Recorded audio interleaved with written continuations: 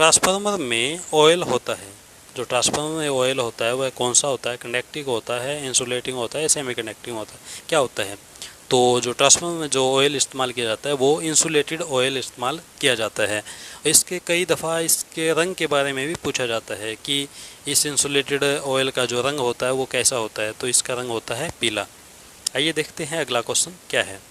Transformer में उपयोग होने वाला ऑयल का अपेक्षित घनत्व लगभग कितना होता है?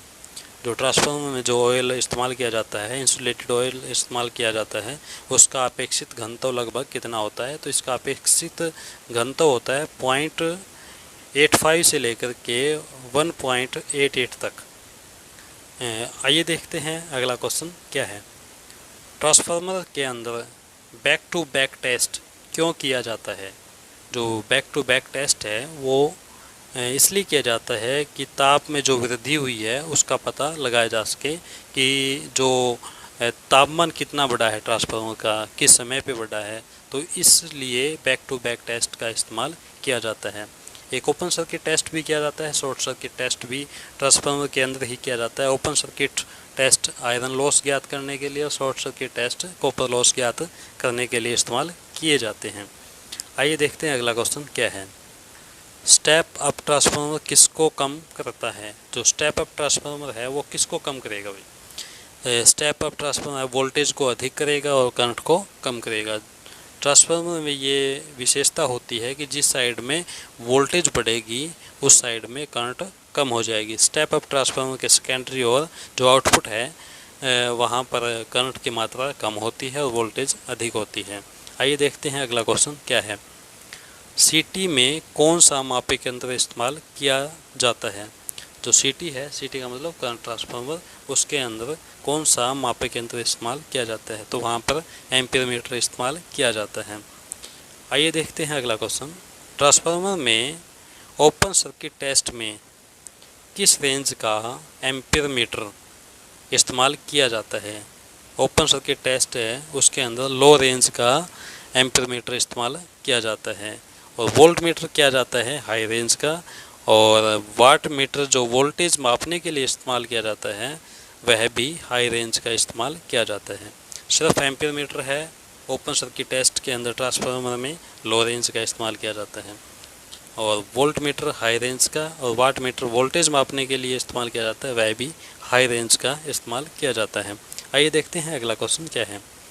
ट्रांसफार्मर में शॉर्ट सर्किट टेस्ट में किस रेंज का एम्पीयर मीटर इस्तेमाल किया जाता है? तो इसके अंदर जो शॉर्ट सर्किट टेस्ट जो है उसके अंदर हाई रेंज का एम्पीयर मीटर इस्तेमाल किया जाता है, और ओपन सर्किट में लो रेंज का एम्पीयर मीटर और शॉर्ट सर्किट में हाई रेंज का एम्पीयर मीटर इस्तेमाल किया जाता है। और वोल्ट मीटर क्या किया जाता है? उसी का उल्टा, जो पहले क्वेश्चन है उसी का व्युत्क्रम है। वोल्ट मीटर लो रेंज का और वाट मीटर वोल्टेज मापने के लिए लो रेंज का इस्तेमाल किया जाता है। आइए देखते हैं अगला क्वेश्चन क्या है।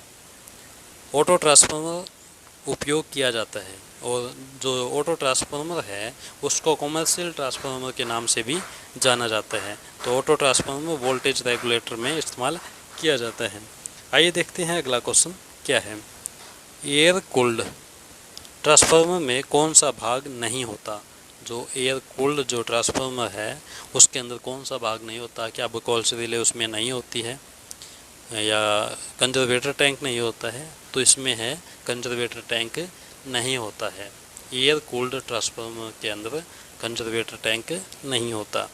आइए देखते हैं अगला क्वेश्चन क्या है। किसी वाइंडिंग में सेल्फ इंड्यूस्ड ईएमएफ खालिस्तान पर निर्भर करता है? किसी भी वाइंडिंग है, जो ट्रांसफार्मर की जो वाइंडिंग है उसके अंदर सेल्फ इंड्यूस्ड ईएमएफ किस पर निर्भर करता है? तो वो करता है टर्नों की संख्या पर। आइए देखते हैं अगला क्वेश्चन क्या है। ट्रांसफार्मर में ऑल डे एफिशिएंसी किस पर निर्भर करती है? ऑल डे एफिशिएंसी जो है पूरे दिन की जो कितना कहाँ पर कितना लोड कितने वो एफिशिएंसी देगा पूरे दिन के अंदर, तो उसके अंदर जो यह निर्भर करती है ऑल डे एफिशिएंसी, वो करती है लोड तथा अवधि पर, समय पर। लोड कितना है और कितने समय तक रहा है उसके ऊपर डिपेंड करती है ऑल डे एफिशिएंसी। आइए देखते हैं अगला क्वेश्चन क्या है। बकौल्स रिले स्थापित की जाती है जो बुकोल्स रिले है वो कहाँ पे स्थापित की जाती है? कंजर्वेटर तथा टैंक के मध्य बुकोल्स रिले स्थापित की जाती है। आइए देखते हैं अगला क्वेश्चन क्या है। एयर ब्लास्ट कूलिंग किस क्षमता के ट्रांसफार्मर में उपयोग की जाती है? जो एयर ब्लास्ट के जरिए कूलिंग की जाती है वो किस के अंदर की जाती है? तो यह 10,000 kVA के ऊपर इस्तेमाल की जाती है। आइए देखते हैं अगला क्वेश्चन क्या है।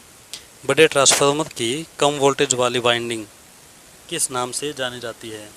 ये जानी जाती है हेलिकल के नाम से। आइए जानते हैं अगला क्वेश्चन क्या है। अच्छे ट्रांसफार्मर में वोल्टेज रेगुलेशन कितना होता है? तो अच्छे ट्रांसफार्मर के लिए वोल्टेज रेगुलेशन 2% रखा जाता है, जो कि बहुत ही अच्छा होता है। आइए देखते हैं अगला क्वेश्चन क्या है।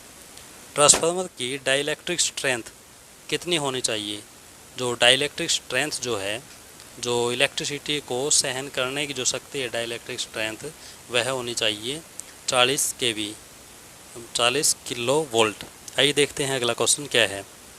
ट्रांसफार्मर जो पावर ट्रांसफार्मर है उसमें कौन सी अर्थिंग करनी चाहिए? तो किसी भी ट्रांसफार्मर के अंदर जो 3 फेज़ की इक्विपमेंट है, चाहे ट्रांसफार्मर या फिर अन्य इक्विपमेंट हो 3 फेज़ के लिए, उसके अंदर डबल अर्थिंग की जाती है। आइए देखते हैं अगला क्वेश्चन क्या है। 415/220 वोल्ट कौन सा ट्रांसफार्मर है? तो इससे पता चलता है कि जो सेकेंडरी साइड कम वोल्टेज है और प्राइमरी साइड अधिक वोल्टेज है, तो यह स्टेप डाउन ट्रांसफार्मर के रूप में इस्तेमाल किया जाता है। आइए देखते हैं 19वां क्वेश्चन क्या है। सीटी के यानी कि सीटी मतलब करंट ट्रांसफार्मर के प्राइमरी वाइंडिंग की टर्नों की संख्या होती है। सीटी के अंदर जो प्राइमरी वाइंडिंग है उसके अंदर टर्नों की संख्या कम होती है। आइए देखते हैं अगला क्वेश्चन। ट्रांसफार्मर की दोनों वाइंडिंग के बीच कौन सा सर्किट बनता है? तो इसके अंदर इलेक्ट्रिकल सर्किट नहीं होता, इसमें मैग्नेटिक सर्किट इस्तेमाल किया जाता है। इसके अंदर मैग्नेटिक जो फ्लक्स है वो बहता है, जिसके कारण सर्किट बनता है, जिसको मैग्नेटिक सर्किट कहा जाता है। इस वीडियो को लाइक, कमेंट तथा शेयर करें। यदि आप चैनल पर नए हैं तो सब्सक्राइब करना ना भूलें और साथ के साथ बेल आइकन को भी क्लिक करें।